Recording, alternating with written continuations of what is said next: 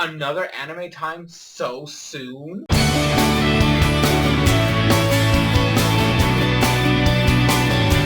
Yo, what is up, Crockxen clan members, anime fans, and others who some punks video. I'm SoresanCrockxen here once again with another anime time. I know we just had one. We just had one on Sunday. How crazy is that? But realistically speaking, the two shows I was watching so simultaneous, and the fact that Absolute Duo was a lot shorter than Seirei no Moribito, it actually ended up being to where I basically finished them like back to back. Now Seirei Moribito I should have finished first, but why did I not? I guess it's just that when I started watching Absolute Duo, Seirei no Moribito, I still didn't have enough time. I guess I was literally in the same time frame to finish them simultaneously, or at least 1 week after, or one set afterwards, because you know I watch shows in a cycle, so I guess I was one cycle behind when I watched Absolute Duo. But anyways, that's besides the point. So this show, it was pretty interesting. This is one of the last, I think this is the last one that my cousin recommended to me. And I gotta say, it's honestly the first one I've liked in the past like 7 recommendations that he's given me. Maybe somewhere around there. So at least that's a plus.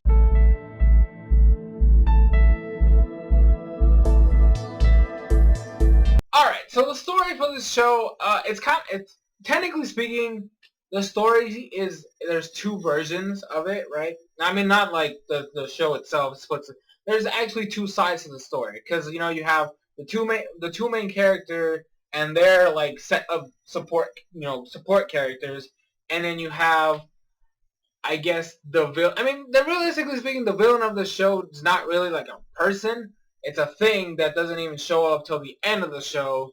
So like, I mean, we don't even know what the villain. Let me explain this real quick. Let me explain this real quick. The whole point of this show is you have the main male protagonist having to carry a spiritual egg inside his body that belongs to a water spirit that will, when hatched, it will bring back the rain to the region, because they're in a drought right now, and this has all been predicted in mythology and shit like that. But here's where the 2 stories like split off. So because the main character group is so like spiritually connected, I guess, they are able to, I guess, find out what is going on in this whole purpose and this whole thing, right? Whereas on the other side, you know, it's not that they're villains, it's just that they have the story from a different perspective. Now, the main male protagonist, he's a young boy. We'll talk about all the characters in the character section, but we have Chagum, we have Balsa, and then Shuga is the one I'm going to talk about in the other section. So Chagum is the prince of this city, right? This empire, I guess if you want to call it that, and he's the one that's bearing the egg, right? Now, because they live in this palace, whole like mythology and all this stuff comes from the history passed down by the emperor over the past 100 years. And they actually, like Shuga, the way that his whole stuff is made is that he's a star reader, and they're supposed to follow history and look at the stars and try to figure out what the hell's going on. The problem is history has been altered from their point of view. The true story, which correlates to the one that the spiritual beings have and all that stuff, is actually secret and it's buried deep underground. So when they have their version of the story, and they just think that, you know, we have to like do something here. So like the king wants to kill his son, right? That's what starts off this whole journey. The emperor, I shouldn't have said king. The emperor wants to kill his son because he's now possessed by a demon and all this other stuff. But, you know, we find out later that it's not a demon, it's a spirit. So, and then because of the whole backwards history and the fact that everything was changed to look different, well, he views it as this is the only way to, you know, I guess, save his son. But, and then you have, you know, the other side of the argument, which is actually the true story. You know, they go that way and they try to do the whole thing. And it's basically Balsa trying to save and protect this child, and then through the course of the show, having to deal with her own struggles and his journey to growing up and becoming more mature, and accepting fate and responsibility and all that stuff, and also having this egg hatch. That is literally the whole point of the story. but then you have the two, different like viewpoints. You have Balsa and her group, and then you have Shuga and his whole crew. So it's really interesting the fact that they give you these two perspectives, because it makes you really, like, I guess, appreciate the story in the background a little bit more, because then you have to see what the hell happened in that, the past, right? That ended up changing over the course of, because you know how sometimes people tell stories and, you tell it to one person, but then when that person tells it to another person, some of the details change. And over the course of time, the story, when you get to a certain point, is no longer the same story as it was in the beginning. That's kind of, I like the fact that they gave that kind of idea in that side, because then it shows, even though the true story is still, still exists, nobody has been able to decipher it, and nobody has even thought of deciphering it, because everybody just assumes that the current storyline is what's truth. It's what's actually history and what happened in the past. So it was really a nice thematic. I gotta give them props for that.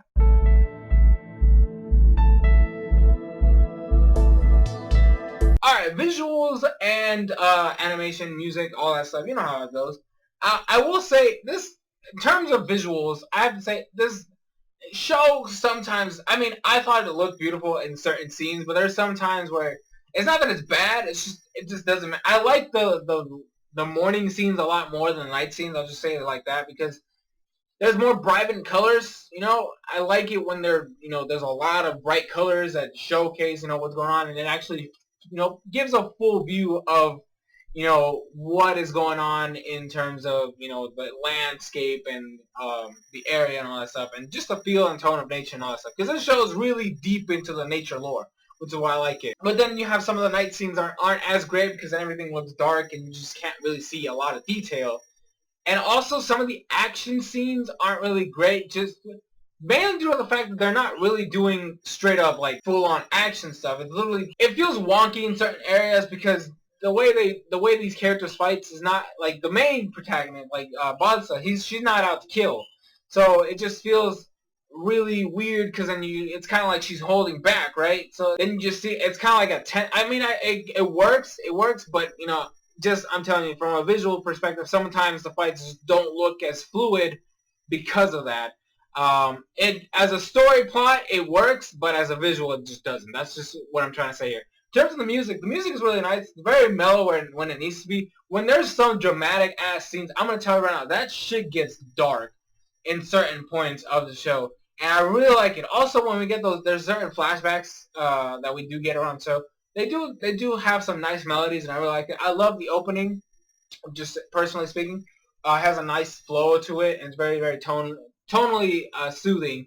So I really like it. And just overall, like, you have obviously the Empire scenes that do have that kind of like classical, like high-end, like high-class type of music in the background for certain scenes.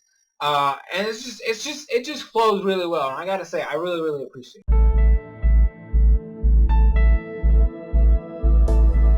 Alright, now because there's so many characters, and I mean that, there's so many characters in this show, that, well, they're not main, like, in your face, but they are the supporting cast, and I really don't feel like going into, like, full-on description mode of every character in the show, but they are helpful, and I do think that they deserve, praise. A lot of the support cast from both groups, both camps, not only the Empire, but also, the main characters, bandit group, they all are really well done. They all have different personalities, and they all work well with what they have to do, which is very fascinating. Literally everybody that's a supporting character plays their role perfectly, and personally speaking, I really enjoyed seeing the interactions between the main characters, which are the three that I'm going to talk about, and their supporting cast. They really, really had a nice dynamic there, which really it made me enjoy the show, because I'm a character person. I like characters that are well done, well rounded, well developed, and are just really good. So props to the supporting cast. I got just great job. So speaking of that, moving on, let's talk about the main cast. The two main characters, and the one that's kind of the antagonist, but not really the antagonist, because they're whole debacles for the wrong reasons. So we have Basa. Boom. She's a spear wielder. Now her backstory, I'm just gonna briefly say it. She actually had an issue where she lives. She actually is not from this area. She's from a whole other place, which is kind of like more tribal. it's a more tribal area like this, so you have like the emperor. There's different variety. I really like that. I want to reiterate right now. There's a variety of different people. You have farmland people, you have countryside people, you have the empire, you have the spiritual folks, you have these guys that are from a tribe they're of hunters. They literally show you different. I love the world building in the show. Like I should have probably meant that earlier, but I just want to cement that right now because it really helps showcase the different lifestyles going on here. So she's from a hunting tribe, right? I mean, I don't know if you could call it an Indian reserve, like a native reserve, because it's not really like that. It's actually a city, but it's for the tribe, and they're all hunters. I think the men are the hunters, and then the women are gatherers, and they go and awesome. That's basically how they set it up. There was a problem in her place where there was I guess a coup. And then her father was killed, and she ended up she escaped with her father's best friend. And then, through their journey and their life together, she actually learned the art of spear wielding. So she's a spear wielder. Now, her whole story, when we get to the start, is the fact that she is a bodyguard. She basically protects people from harm. Now, the reason behind her I guess, career choice is the fact that the guy who saved her, right, ended up killing 8 men. So her life goal, as a way to repay him, is to save 8 people. And right now, at the beginning of the story, Shagun, which is the other character we're going to talk about, is her 8th client. So obviously, that gives her a lot of motivation to protect, like, because this is the last one, right? But not only that, is the fact that they end up having a chemistry, like, because Shagun gets given to her by Chagun's mom in the palace to make sure that he doesn't die. So the dynamic that we end up getting afterwards is a mother and son dynamic, even though that she's not really his parent. But they really, really show. I loved the dynamic between these two characters because they end up living a life as a family. They actually start acting like mother and son. It was the most. I love the relationship. Okay, I will say that right now. That's the one thing that really. I gotta say. If anything, watch this show for the characters. I'm gonna keep reiterating that these characters are literally the meat and bones of this show and are the thing that make it great.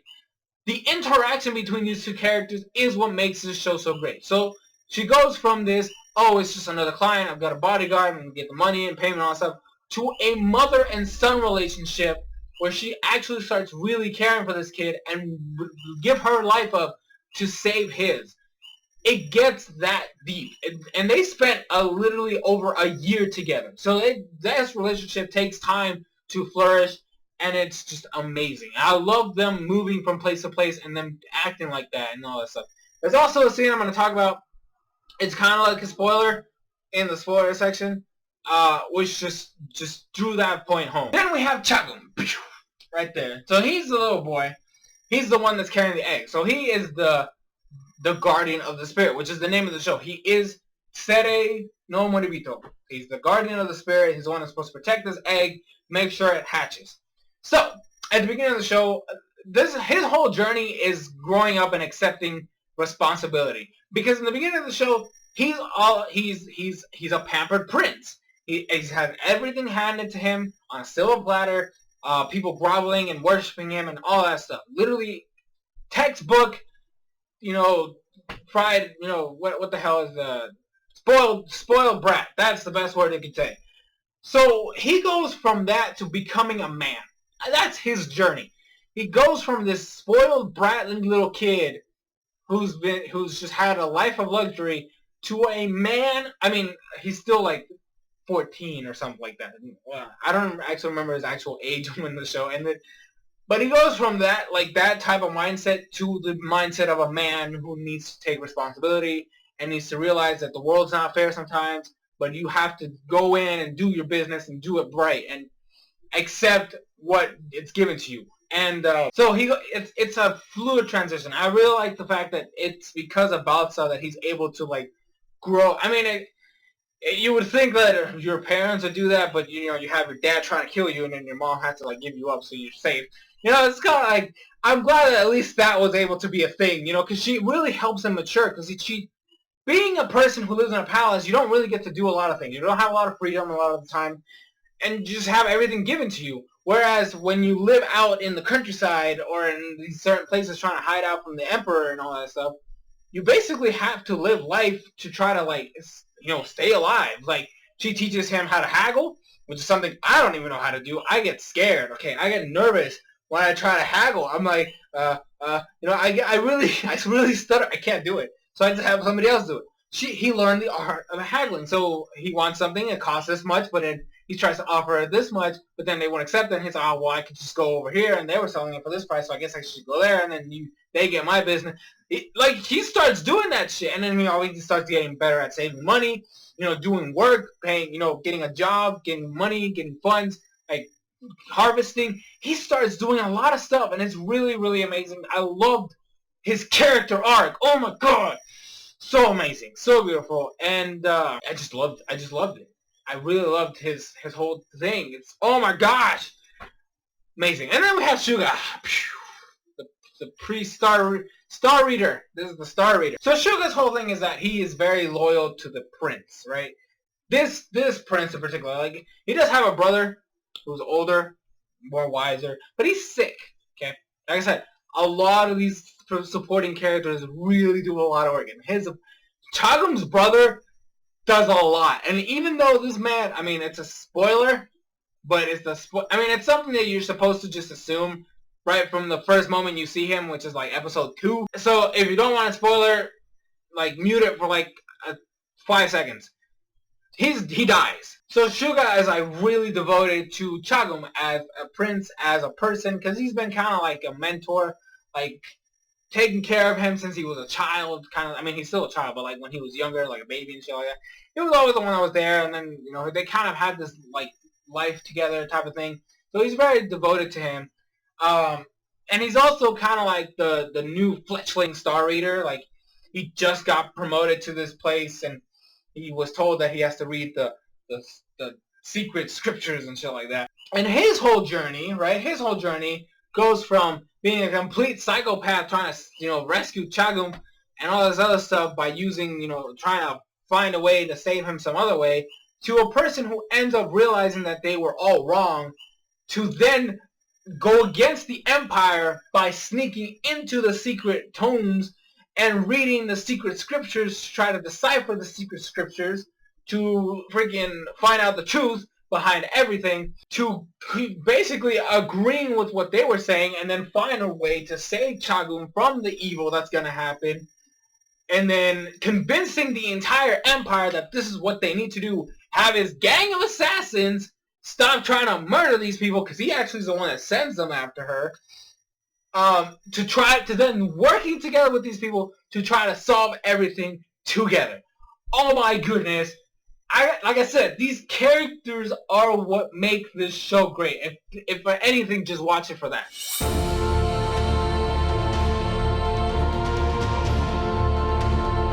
Alright, spoiler time, alright? Spoiler.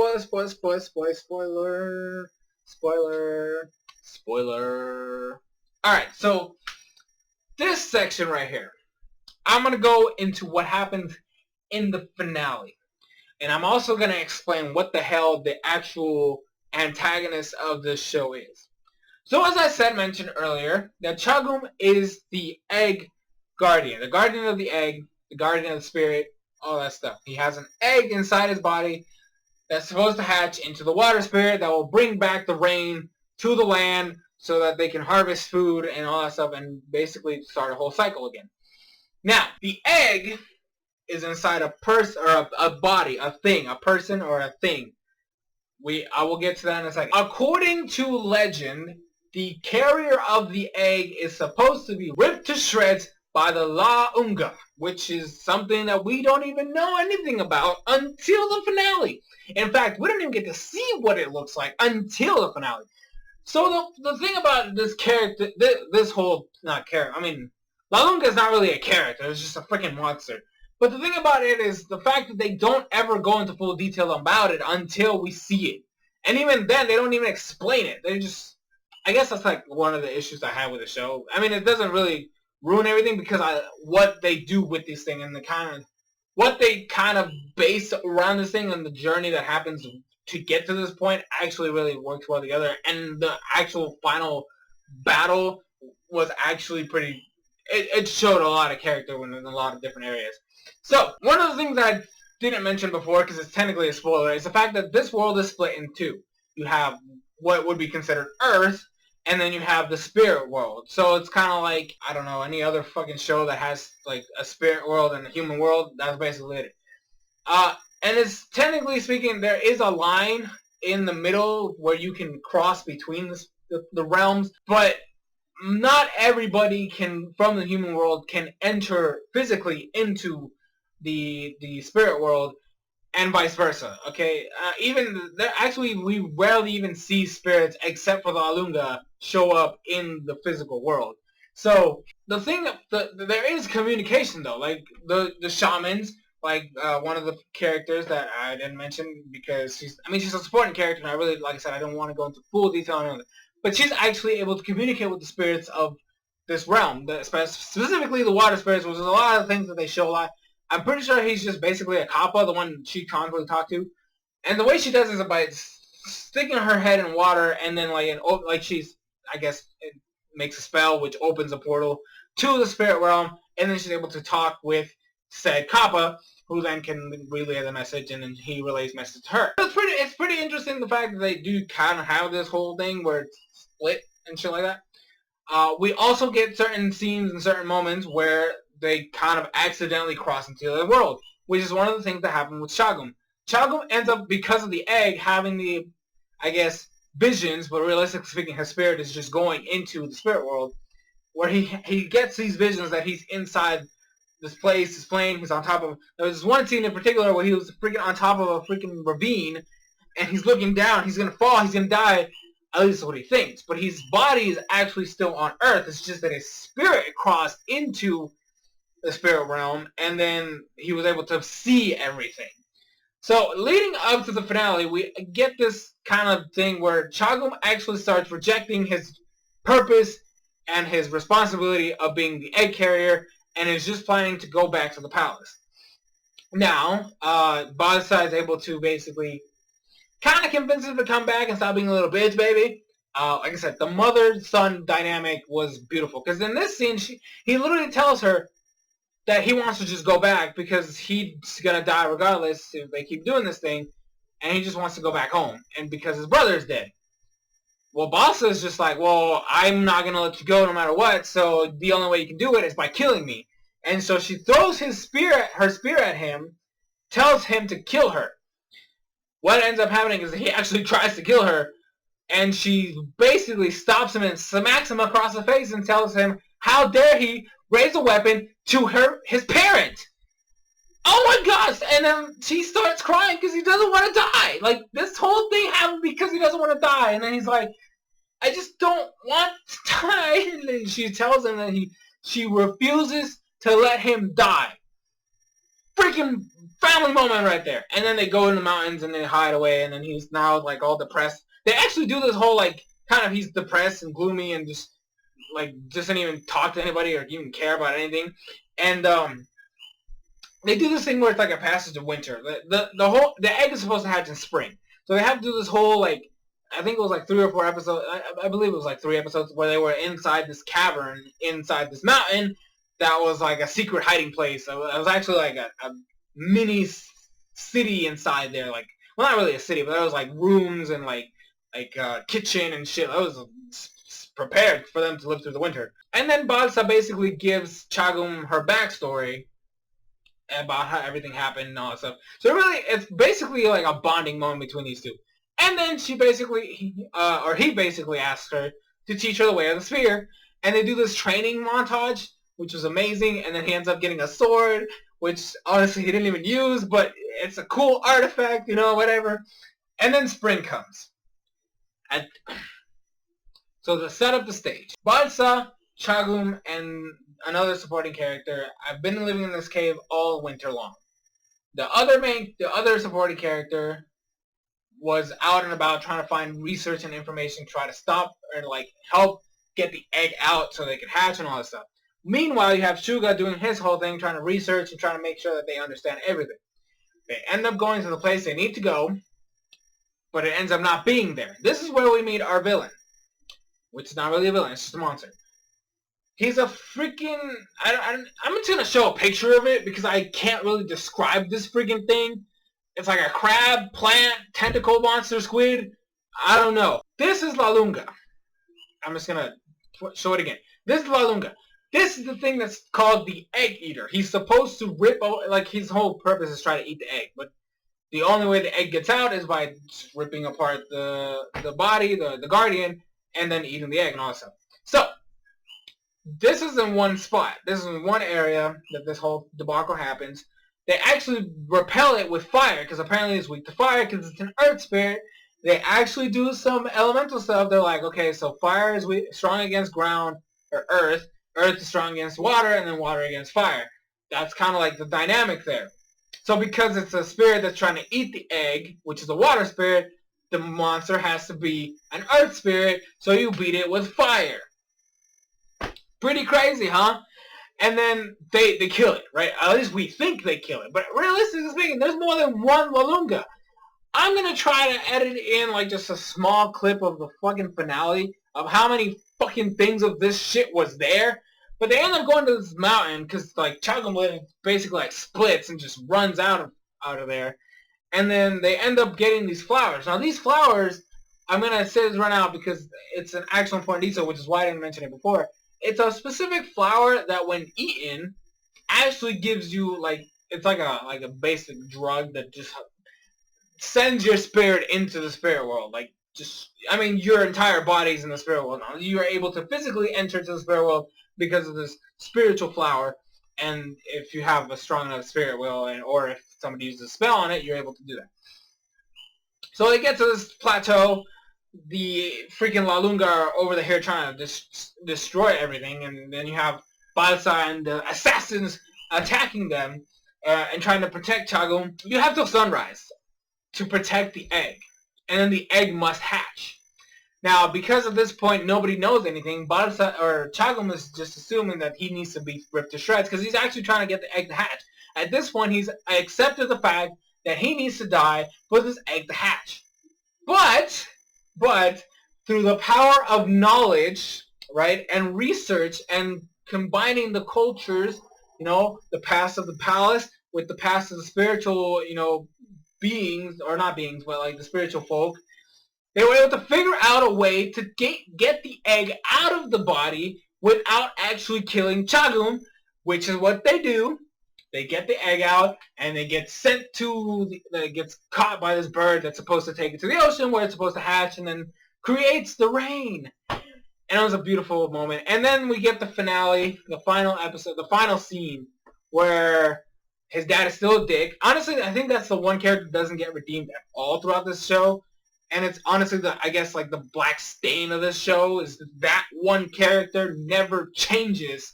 He's always a dick. And I understand that he's the emperor of the castle, or the palace, not castle, the palace and this empire. But, dude, this is your fucking son. The first, because, like, Boss has been protecting him this whole time, right?